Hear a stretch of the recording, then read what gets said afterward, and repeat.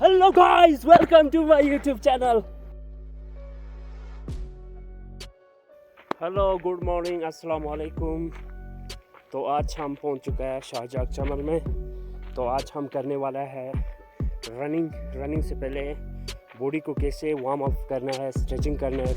सबसे ज़रूरी काम है वो रनिंग में बॉडी को पूरे स्ट्रेच करना है। तो स्ट्रेच के लिए आपको देना है 5 to 10 मिनट्स। तो पहले पूरा अपने बॉडी को वार्म होना है, इसके बाद आपको दौड़ना है। तो स्ट्रेच करने से दौड़ने में बहुत फ़ायदेमंद होता है। तो पहले स्ट्रेचिंग कैसे करना है वो दिखाएंगे आपको।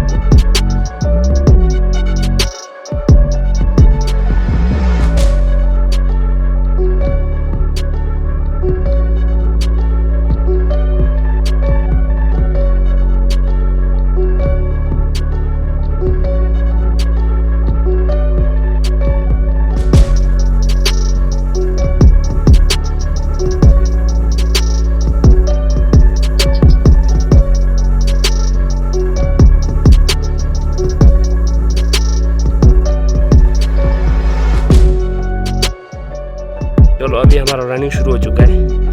पूरा हाथ को ऐसे रखना है, ऐसा दौड़ना है।